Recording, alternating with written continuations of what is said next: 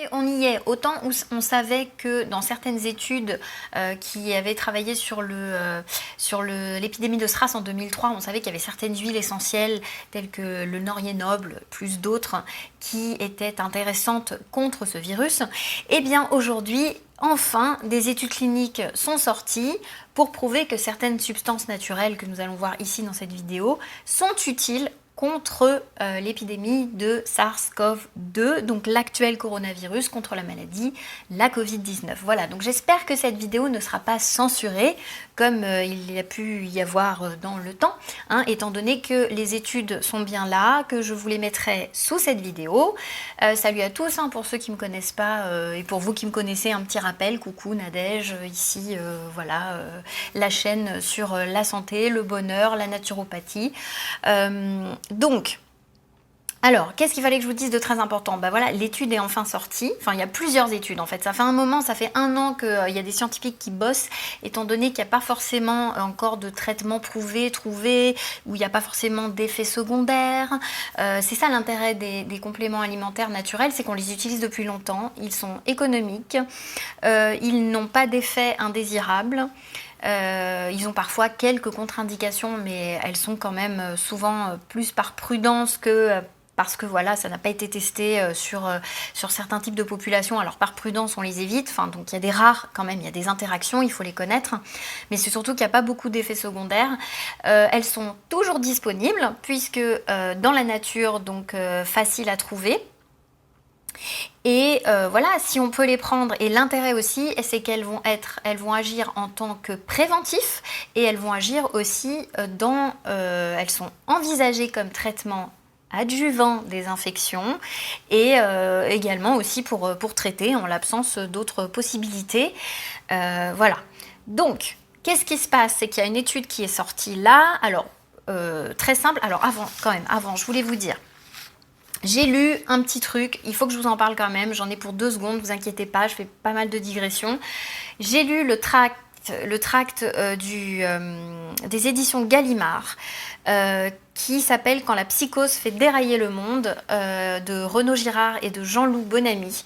Franchement, petit tract qui est pas long du tout, hein. Il y a une 40aine de pages, il se lit très très rapidement, hein, en moins d'1 heure vous l'avez lu. Top, génialissime. Donc si vous voulez être au clair avec tout ce qui s'est passé, comment ça s'est déroulé, qu'est-ce qu'on peut faire à présentement, qu'est-ce qu'on aurait pu faire aussi, voilà. On constate que c'est quelque chose de très émotionnel tout ce qui s'est passé. Donc si vous n'êtes pas bien encore par rapport à ça, si vous avez besoin de clarté par rapport à tout ce qui s'est passé, par rapport à cette épidémie, si vous vous inquiétez encore à nouveau, pour les personnes qui sont anxieuses, franchement, je vous invite à lire ce petit tract, hyper facile à lire, il coûte 3,90 €.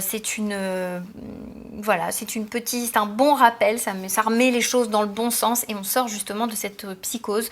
Donc je suis bien contente que c'est mon beau-frère qui m'a invité à le lire, donc voilà, que je remercie. Voilà, donc vraiment je vous le conseille. Alors j'en reviens justement donc à ces compléments alimentaires. Alors vous allez voir que je vais vous en citer 3 dans cette vidéo. Bien entendu, il y en a plein, mais un en particulier qui est vraiment intéressant parce qu'il contient plusieurs substances qui ont été prouvées efficacement et scientifiquement par des études publiées donc sur l'infection du SARS-CoV-2, et cette substance contient tous les éléments justement, tous les composés phytochimiques. Donc c'est quand même pas mal. Je ne sais pas ce que vous en pensez, mais je trouve ça pas mal. Alors vous allez me dire, mais de quoi elle parle? Enfin, accouche Nadège, de quoi tu parles Quelle est cette substance dont tu nous parles tant? Déjà, il faut que vous compreniez une petite chose en fait. L'intérêt, c'était de trouver une substance quand même difficile à trouver, puisque on sait que la maladie au départ, enfin ce fameux virus, il va justement abaisser nos défenses immunitaires en vue de se répliquer, hein. Et d'ailleurs, ce qui rentre en compte là-dedans principalement, c'est que ce virus, il va interagir, il va venir en interaction avec l'enzyme de conversion ACE2, qui s'appelle l'angiotensine 2. Et il va utiliser en fait notre propre enzyme pour justement permettre de servir de récepteur pour envahir et répliquer le virus dans notre cellule. Donc toute la difficulté, c'était d'une part, de trouver une substance qui puisse réduire, qui peut renforcer le système immunitaire au départ, justement pour éviter la réplication du virus, dans un premier temps. Et dans un deuxième temps, c'était de trouver aussi une substance qui permette justement d'éviter le côté hyperinflammation, puisque ça a été ça la difficulté finalement. C'est pas tant le virus qui est dangereux dans cette histoire, c'est les complications de ce virus et cette fameuse je dirais surstimulation du système immunitaire qui peut endommager les poumons, créer des fibroses entre autres, des insuffisances respiratoires. Et donc c'était justement de réduire ce surfonctionnement du système immunitaire, le fameux orage cytokinique qu'on a nommé de nombreuses fois. Voilà. Je ne vais pas vous faire un cours sur le système immunitaire ici, mais voilà, tout l'intérêt était de trouver cette substance. Donc on sait qu'il y a des substances qui fonctionnent comme ça, qui interagissent à ce niveau-là, qui empêchent la réplication virale, c'est le cas de la quercétine notamment, c'est le cas des phénols, des terpénoïdes. C'est le cas aussi de l'acide caféique, enfin voilà, il y a plein de substances phytochimiques. Et on en a trouvé une qui fait tout ça en fait, qui gère un petit peu tout ça et qui contient tout ça. Et je veux parler attention, je veux parler de la propolis. La propolis, vous savez, c'est cette substance un peu résineuse que fabriquent finalement les abeilles. En tout cas, elles vont aller la chercher sur notamment toutes les résines de certains arbres, dans les bourgeons, les écorces. Alors il y en a beaucoup dans le pin, dans l'orme, enfin voilà, il y a plein d'arbres qui fournissent plus de résine que d'autres. Donc les abeilles butineuses vont aller chercher cette petite substance, elles les mettent dans leurs pattes, elles arrivent à la ruche, elles les mettent dans les alvéoles et les maçonnes vont arriver avec la cire et avec leur sécrétion salivaire à la transformer, ces résines et à créer donc ce qu'on appelle la propolis. Propolis, c'est intéressant parce que ça veut dire en avant, et polis, c'est la cité. Et donc c'est la notion de protéger la cité, défendre la cité. Et effectivement, les abeilles s'en servent vraiment pour tapisser l'entrée de la ruche, justement, pour empêcher les invasions et surtout recolmater la ruche quand il y a des fissures. Donc on est vraiment dans la notion de défense et de protection. Et c'est ça qui est génial en fait dans la propolis, c'est qu'elle a une activité outre antibactérienne plus extraordinaire, antiseptique. Elle a une activité aussi antivirale prouvée scientifiquement encore une fois sur la grippe, sur l'herpès simplex, sur les rotavirus, sur les adénovirus il me semble. Enfin, je voudrais pas vous dire de bêtises mais à vérifier. Voilà, donc il y a pas mal d'études qui sont sorties par rapport à ça. Et enfin, une étude est sortie aussi sur justement l'intérêt de la propolis dans le traitement du coronavirus actuel. Et notamment, elle inhiberait le nouveau coronavirus actuel, elle réduirait son infectivité, si on peut dire comme ça, et elle atténue les symptômes de l'infection. Et comme je vous disais tout à l'heure, on a cette histoire avec la fameuse angiotensine. Alors, en fait, ce mécanisme que fait cette petite protéine de pointe virale qui interagit avec nos enzymes à nous, il implique la surexpression en fait d'une kinase, c'est une autre enzyme qui intervient effectivement dans l'inflammation pulmonaire, créant donc la fibrose et la suppression du système immunitaire induite par le coronavirus. Et c'est ça qui est intéressant, et c'est ce que je vous disais au départ, c'est qu'il faut absolument arriver à trouver une substance, contrairement à des substances médicamenteuses classiques, qui vont avoir tendance à réduire l'inflammation dès le départ justement, donc réduire le système immunitaire, alors qu'on a besoin de renforcer le système immunitaire dès le départ et de justement éviter le côté inflammatoire, la surexpression inflammatoire en phase ultérieure, justement pour éviter cet orage cytokinique au niveau des poumons et éviter la fibrose, et la suppression du système immunitaire aussi au départ. Donc elle agit en deux phases cette propolis, et c'est ça qui est super intéressant parce qu'elle a une activité anti-inflammatoire remarquable. Donc elle agit sur les deux phases, la phase 1 et la phase 2. Donc on est vraiment sur quelque chose qui protège. Alors il y a autre chose aussi que j'ai lu dans l'étude, que je vous mettrai en dessous bien sûr, je vous ai retrouvé l'étude.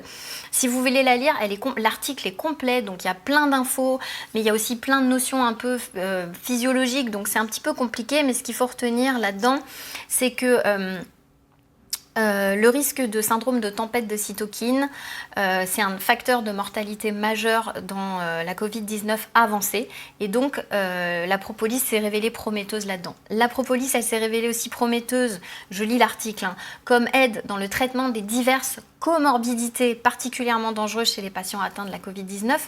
Et ça, c'est hyper important aussi, notamment dans les maladies respiratoires, dans l'hypertension, le diabète et le cancer. Donc c'est pas rien. Là, on a des études prouvées et publiées par rapport à ça. Donc ça reste une substance, des options thérapeutiques qui n'ont absolument pas été prises en compte d'ailleurs par notre comité scientifique, j'ai envie de dire. Enfin, en tout cas, pas dans ce qu'on en a vu.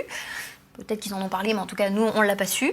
C'est une option thérapeutique vraiment intéressante. Elle est présentée comme quelque chose de vraiment pertinent et surtout de sûr. Bon, il y a l'heure du vaccin qui arrive, je ne vais pas rentrer dans le débat, mais en attendant, voilà, je trouve que c'est... si on avait eu ça dans les EHPAD, hein, en plus de la vitamine D, je pense qu'on aurait vraiment sauvé pas mal de nos vieux, j'ai envie de dire, pour en avoir fait les frais aussi, comme certainement vous, de votre côté. C'est assez incroyable en fait qu'on ne puisse pas, qu'on ne se soit pas occupé de tous ces gens-là. Il y a quand même 80% des personnes dans les EHPAD qui sont carencées en vitamine D, et là, je bascule sur la vitamine D. Il y a un article effectivement qui est paru dans France 3 le 23 décembre 2020 qui expliquait qu'un collectif de médecins avait recommandé donc la vitamine D et le zinc comme justement préventif contre la Covid-19. Du collectif Laissons les médecins prescrire. Et donc effectivement il parle justement de la vitamine D qui est issue d'une étude irlandaise. Justement, elle éviterait justement les complications, les complications de la Covid-19. Le zinc également est associé. Et aujourd'hui, effectivement, on se rend compte que notre gouvernement est plutôt dans quelque chose... Enfin, on va être dans le préventif avec le vaccin. Je ne ferai pas de commentaires sur le vaccin, je ne rentre pas dans le débat, j'en suis pas là. Mais voilà, c'est surtout voilà, ce qui ressort, alors qu'effectivement, on a quand même des preuves aussi que la vitamine D... le zinc et la propolis sont vraiment des choses aussi intéressantes. Je dis pas qu'il faut les opposer au vaccin. Faites ce que vous voulez par rapport à ça. J'ai pas d'opinion à vous donner. Moi, ce que je vois, c'est qu'il y a des études qui sont publiées là-dessus, que je sais qu'il y a 80% des personnes dans les EHPAD qui sont carencées en vitamine D, qu'on aurait pu sauver ces gens-là au lieu de les confiner ensemble et justement de propager une épidémie, ce qui est totalement et hallucinant et scandaleux, alors qu'on sait pertinemment que lorsqu'une personne est malade, eh bien le but c'est de l'isoler, de la soigner, de la surveiller, de la traiter, et que pour nos vieux on n'a rien fait. Donc aujourd'hui c'est un vrai coup de gueule que je pousse aussi par rapport à ça. Soit on leur a dit de rentrer chez eux, soit on les a mis tous ensemble, et puis on a attendu qu'ils soient en insuffisance respiratoire pour les traiter en l'absence de protocole officiel. Je sais qu'il y a certains directeurs d'EHPAD qui ont mis en place certaines choses, donc ça c'est chouette aussi. Mais voilà, un peu de vitamine D, un peu de zinc, un peu de propolis, ça peut quand même faire des miracles. Donc c'est valable pour vous, pour nous, c'est valable pour tout le monde. La propolis, on la trouve partout. Alors la vitamine D aussi. Alors par contre, je sais que vous allez peut-être me demander, la propolis, combien il faut en prendre, etc. Selon l'étude, ils sont partis sur 500 mg par jour de propolis standardisé. Donc on arrive à trouver de la propolis standardisée ou normalisée ou titrée. Donc c'est vrai qu'elle est plus concentrée en principe actif. Donc c'est intéressant d'en prendre 500 mg par jour. Alors vous la trouvez en gélule ou vous la trouvez en gouttes, donc à vous de repérer ce que vous voulez. Moi j'utilise celle de mon laboratoire préféré Vital Plus, mais vous avez aussi celle de la Royale, vous avez celle de anciennement Pôle Énergie, Astéracée, je crois que c'est le nouveau nom. Enfin voilà, on en trouve un petit peu partout, donc essayez d'en trouver en extrait standardisé. Et pour la vitamine D, alors le dosage qui est très intéressant, je trouve. Alors comment on sait le dosage qu'il faut prendre? Parce que c'est souvent la question aussi qu'on me pose. Et c'est vrai que quand je vous vois en pharmacie, quand je vous rencontre, quand je fais du conseil en pharmacie, ou quand on se voit dans certains événements, la dernière fois j'étais à l'herboristerie du Palais Royal, j'ai eu pas mal, c'est vrai qu'il y a eu pas mal de conseils, notamment au niveau de la vitamine D. C'est pas compliqué, hein. En ce moment, avec le confinement, je fais encore une digression, mais j'ai trouvé ça drôle. Les gens sont constipés, anxieux et insomniaques. Donc j'ai passé ma journée à effectivement faire du conseil par rapport à ça. Mais effectivement en préventif, franchement la propolis voilà, et la vitamine D. Donc le dosage de la vitamine D, il suffit simplement de multiplier votre poids corporel, enfin 50 UI, 50 unités internationales par votre poids corporel. Si par exemple je fais 50 kg, donc 50 x 50, 2500 UI par jour, ça vous donne votre comptage journalier, 2500 UI par jour de vitamine D. Donc à savoir, maintenant vous divisez par la quantité disponible de vitamine D dans ce que vous avez pris. Il y a des vitamines D qui sont dosées à 800 UI, il y en a qui sont à 400 UI, il y en a qui sont à 1000 UI, il y en a d'autres à 2000 UI. Moi j'apprécie énormément la nouvelle de chez Vital Plus qui est dosée à 2000 UI par gélule, c'est des toutes petites gélules en plus, donc très facile à prendre, donc j'en prends 2 ou 3. Ça me fait 4000 UI par jour, voilà. Sachez qu'en plus, quand il y a on peut dépasser les doses, c'est pas du tout les doses actuelles qui sont... voilà, c'est vraiment ce dosage-là, vous allez voir qu'il est supérieur aux doses journalières, on va dire, officielles. Mais par contre, elles seront conseillées pour vous. C'est pareil pour la propolis, 500 mg, c'est pas mal. Si vous dépassez les doses, il n'y a pas eu de notion de toxicité suite à un dosage au-delà de 500 mg.